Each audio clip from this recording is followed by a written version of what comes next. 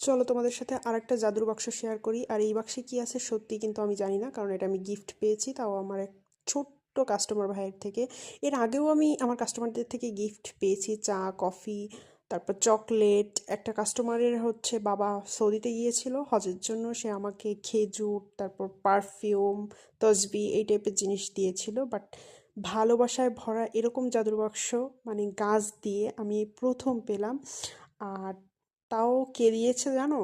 ছোট্ট কিউট একটা ভাই, যে কিনা মাত্র ক্লাস 9-এ পড়ে। ওর ভাই কলিজা আছে বলতে হবে, কারণ ও আমার থেকে ডেলিভারি চার্জটাও নেয়নি। আমি কাউকে ইনফ্লুয়েন্স করছি না আমাকে গিফট দেওয়ার জন্য, আবার এরকম কিছু ভাইবেন না, কারণ সবারই কষ্টের টাকায় কেনা গাছ।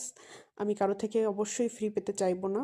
তো ও আমাকে বলেছে যে আপু, আমি খুশি হব আপনি যদি নেন, মানে এইভাবেই বলছিল। আমি অনেক জোরাজুরির পরেই নিয়েছি, আমি নিতে চাইনি, কারণ কারো কষ্টের জিনিস আমি মাগনা মাগনা খেতে চাই না।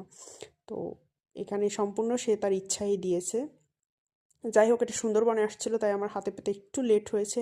আর আমার মনে হয় ও খুব করে আমার ভিডিও টিডিও দেখে মানে ঘেটে টেটে আমার কাছে যে গাছগুলো নেই বেছে বেছে ওই গাছগুলোই দিয়েছে।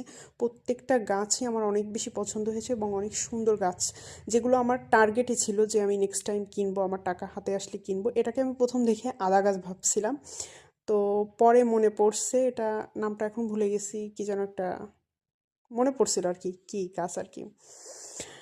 এটা মেবি একটা ক্যালাথিয়া। তো একটু একটু লেট করে আমি হাতে পেয়েছি বলে একটু খারাপ অবস্থা, আমি এখন প্রসেস করে নিচ্ছিলাম। কিছু কিছু আমি হচ্ছে পানিতে ভিজিয়ে রাখবো এবং কয়েকটা আমি পানি স্প্রে করে রাখবো, কারণ এখন আর সম্ভব না হচ্ছে রিপোর্ট